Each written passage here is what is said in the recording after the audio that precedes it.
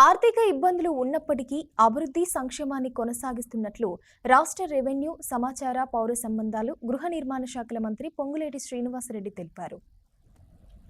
సోమవారం గణపురం మండలం చెలుపూర్లో 5,50,00,000 KTPP CSR నిధులతో నిర్మించనున్న నూతన బస్టాండు నిర్మాణానికి రాష్ట్ర ఐటీ పరిశ్రమల శాఖ మంత్రి దుద్దిల్ల శ్రీధరబాబు, రాష్ట్ర trade promotion chairman ఐత Prakash Reddy, MLA Gandra Satyanarayana Rao, జిల్లా కలెక్టర్ రాహుల్ శర్మ, ఎస్పీ కిరణ్ కారే, ఆర్టీసీ అధికారులతో కలిసి ప్రారంభించారు. మనం చేపట్టే మంచి కార్యక్రమాలకు ఎప్పుడూ దేవుడి ఆశీస్సులుంటాయని, అన్ని వేళలా సహకరిస్తానని తెలిపారు. ఈ ప్రాంతం సస్యశ్యామలంగా ఉండాలని, ప్రభుత్వం ఎల్లప్పుడూ ప్రజలకు అండగా ఉంటుందని తెలిపారు. దివంగత నాటి ముఖ్యమంత్రి వైఎస్ రాజశేఖర రెడ్డి మహిళలను లక్షాధికారులను చేయాలని సంకల్పించారని, ఈ ప్రజా ప్రభుత్వం 1 కోటి మంది మహిళలను కోటీశ్వరులను చేయాలనేది ముఖ్యమంత్రి రేవంత్ రెడ్డి కోరిక అని, మహిళలకు మహిళా శక్తి కార్యక్రమం ఏర్పాటు చేసి ఆర్టీసీ బస్సులు, పెట్రోల్ బంకులు, సోషల్ పవర్ కేంద్రాలు, ధాన్యం సేకరణ కేంద్రాలు, మహిళా క్యాంటీన్లు, అమ్మ ఆదర్శ పాఠశాలల లాంటి కార్యక్రమాలు ఆడబిడ్డలను ముందు పెట్టి అనేక సంక్షేమ కార్యక్రమాలు చేస్తున్నామని తెలిపారు. ఈ కార్యక్రమాలలో అదనపు కలెక్టర్లు Ashok Kumar, Vijayalakshmi, RTC head Salom, RM Vijayabanu, DM Indu, single window చైర్మన్లు కుమార్ యాదవ్, మార్కెట్ కమిటీ చైర్మన్లు కిష్టప్ప, శ్రీదేవి తదితరులు పాల్గొన్నారు. ఈ ప్రభుత్వంలో 200 ఉచిత విద్యుత్ యూనిట్లు, ఆడబిడ్డలకి 500 రూపాయలకి గ్యాస్ మద్దు, పేదోడికి డబ్బు చేస్తే 10 లక్షల వరకు మెరుగైన వైద్యం కోసం మంచి నాణ్యమైన వైద్యం.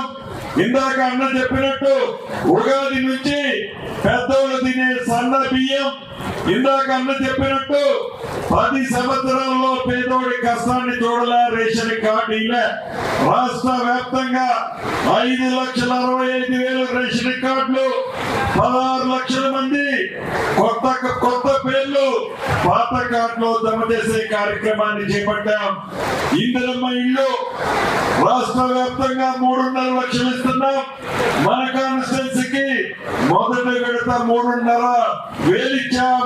రాబోయే రోజుల్లో ఇంకా 1500కి లిస్టు తయారు చేయమని కూడా గౌరవ కలెక్టర్ గారికి చెప్పాం. తప్పకుండా అర్హులైన ప్రతి పేదవాళ్ళకి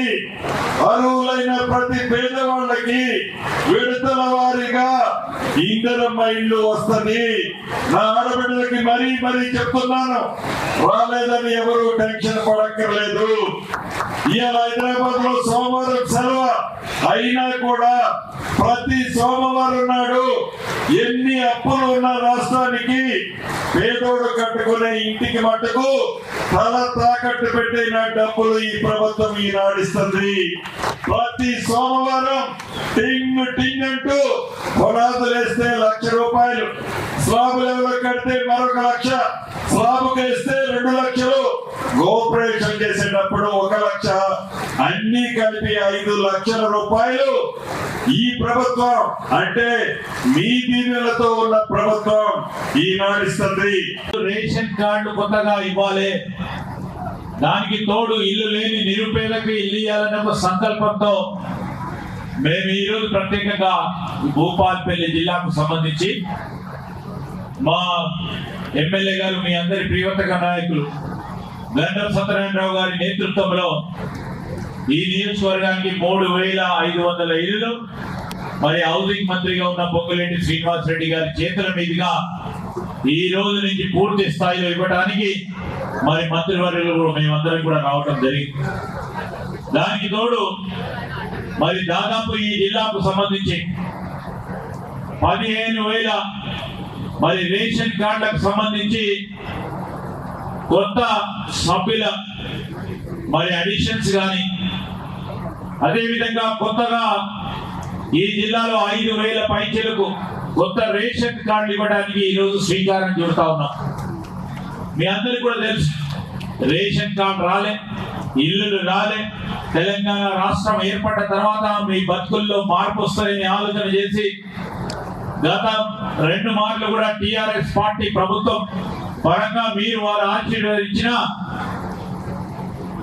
ఏ మాత్రం ప్రయోజనం పొందలేదని, మార్పు కావాలని కోరుకున్న ఈ ప్రజానికానికి కాంగ్రెస్ పార్టీ ప్రభుత్వ పరంగా మార్పు తీసుకొస్తామని చెప్పాం. ఆ మార్పులో భాగంగానే ఇంతకుముందు ఎమ్మెల్యే గారు చెప్పిన అనేక అంశాలు సంక్షేమ కార్యక్రమాలతో పాటు ఈరోజు మేము మొదలు పెడతా ఉన్న రేషన్ కార్డులకు సంబంధించి మరి కొత్తగా వారి పేర్లను నమోదు చేయడంతో పాటు కొత్త కార్డులు ఇవ్వడంతో పాటు ఇల్లు లేని నిరుపేదకి ఇల్లు ఇవ్వాలనే ఒక సంకల్పనతో ముందుకు పోతా ఉన్న రాష్ట్ర ప్రభుత్వం మా ప్రభుత్వానికి సంబంధించి మీ అందరి ఆశీస్సులు కోరడానికి ఈరోజు మన భూపాలపల్లి నియోజకవర్గంలో ఈ చెలుపూరులో మరి ఈ కార్యక్రమాన్ని నిర్వహిస్తా ఉన్నాం. ఇప్పుడే ఒక పోలీస్ స్టేషన్ ప్రారంభోత్సవం చేసే కార్యక్రమాలు చేసినాం గోర్కొత్తపల్లిలో. ఇప్పుడు 5.5 కోట్ల రూపాయలతో జెన్కోకు సంబంధించి వారి సిఎస్ఆర్ నిధులతో మీ ఎమ్మెల్యే గారు పోరాటం చేసి ఈ రోజు బస్సు స్టాండ్ ను నిర్మాణం చేయాలి, ఇది ప్రధానమైన గ్రామం అని ఆలోచన చేసి వారు మా అందరితో మాట్లాడి ఈ రోజు ఈ కార్యక్రమాన్ని నిర్వహిస్తా ఉన్నాం. ఒకటే కాదు, మొన్న ఈ మధ్యలో సబ్ స్టేషన్లే కానీ కొత్త భవన నిర్మాణ కార్యక్రమాలతో పాటు ఈ ప్రాంతానికి సంబంధించిన పేద విద్యార్థులకు సంబంధించి 200 కోట్ల రూపాయలతో ఇంటిగ్రేటెడ్ ఒక స్కూల్ ఏర్పాటు చేయడానికి నాంది పలికి ముందుకెళ్తా ఉన్నాం.